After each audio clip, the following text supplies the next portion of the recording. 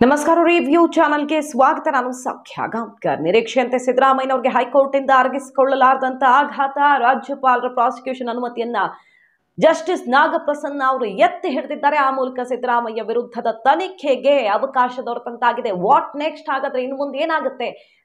ರಾಜಕಾರಣದಲ್ಲಿ ಕಂಪನ ಸೃಷ್ಟಿಸ್ತಾ ಇದೆ ಈ ಬೆಳವಣಿಗೆ. ಸಿದ್ದರಾಮಯ್ಯನವರಿಗೆ ಬಹಳ ದೊಡ್ಡ ಸಂಕಷ್ಟದ ಹಾದಿಯೇ ಓಪನ್ ಆದಂತಾಯ್ತು.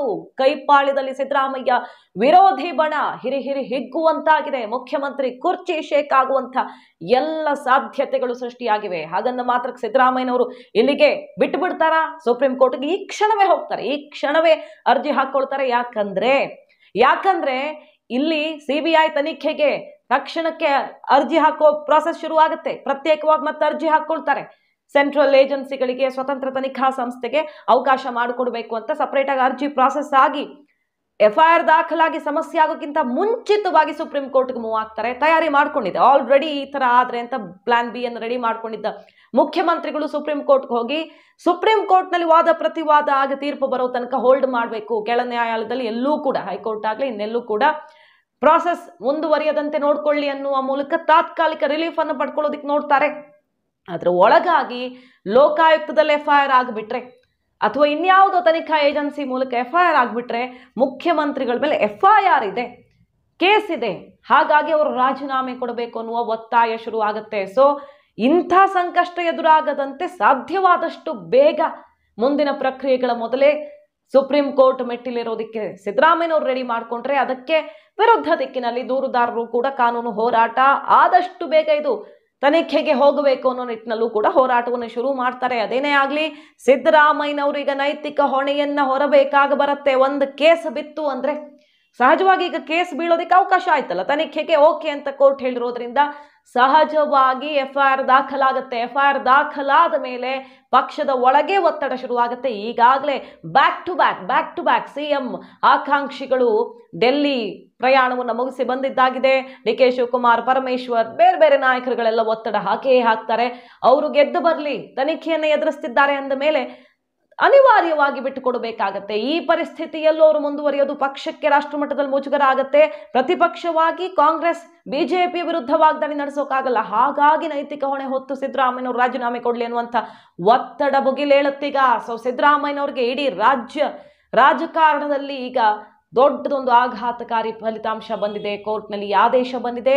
ಅವರ ರಾಜಕೀಯ ಜೀವನದಲ್ಲಿಯೇ ಅರಗಿಸಿಕೊಳ್ಳಲಾರದ ಆಘಾತವನ್ನು ಕೊಟ್ಟಿದ್ದಾರೆ ರಾಜ್ಯಪಾಲರು. ಪ್ರಾಸಿಕ್ಯೂಷನ್ ಅನುಮತಿ ಮೂಲಕ ವಾದ ಮಾಡಿದ್ದಿಷ್ಟೇ, ಸಿಂಪಲ್ ಆಗಿ.